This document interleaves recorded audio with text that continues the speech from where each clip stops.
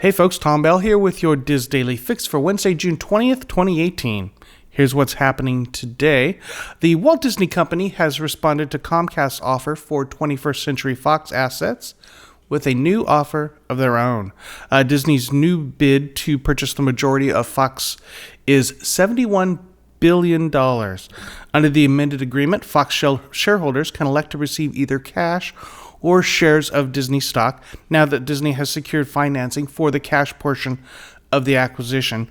Last week, of course, Comcast came in with an offer of $65 billion cash, above Disney's original offer of $52 billion in stock. As with the original offer, Disney would also be assuming debt, bumping that $71 billion up to a real value of $85 billion. In a release from 21st Century Fox, they state that they don't feel that Comcast's proposal could reasonably expect it to result in a, quote, company superior proposal under the Disney merger agreement, so it appears that they've accepted Disney's offer.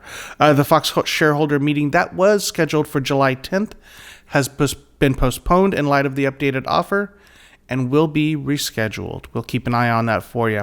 In other news, as expected, it was announced yesterday that Jennifer Lee will take over as Chief Creative Officer at Walt Disney Animation Studios, and that Pete Docter will assume the same role at Pixar Animation Studios.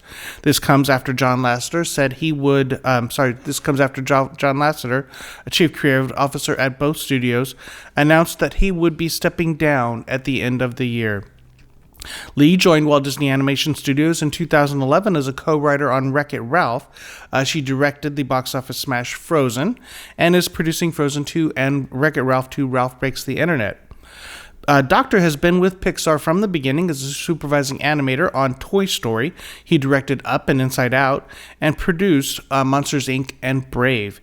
Each will have creative oversight at their respective studios. Alan Horn, chairman of Walt Disney Studios, praised Lee and Docter as, quote, two of the most gifted filmmakers I've ever had the pleasure to work with, adding, each of them embodies the unique spirit, culture, and values of these renowned studios, and I couldn't be more thrilled to have them lead us into the future, end quote.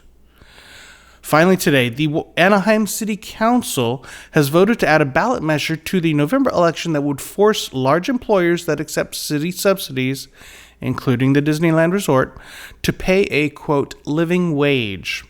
Just last week, Orange County officials determined that enough signatures had been gathered on a petition to move it along in the process, forcing the city to take up the matter. The petition, which was put forward by a coalition of area unions, would force affected employers to pay a minimum starting wage of $15 per hour beginning January 1st. The minimum would increase $1 each year through 2022. Then increases would be tied to the cost of living.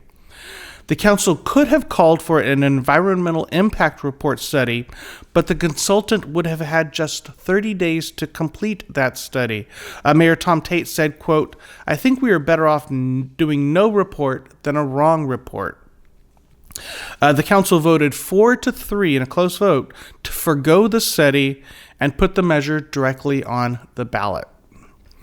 Today we have a couple of articles worth mentioning over on the Diz. First, Victoria Fraser has some suggestions for keeping young adults entertained during a Disney vacation in her article, 10 Things for Millennials to Do at Walt Disney World.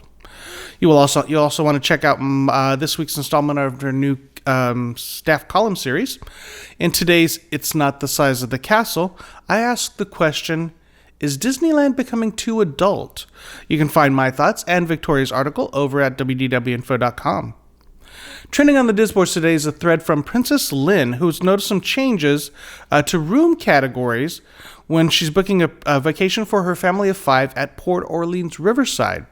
Other posters are chiming in with more changes they're finding at Walt Disney World. The booking just opened up for 2019, so people are finding all kinds of new things.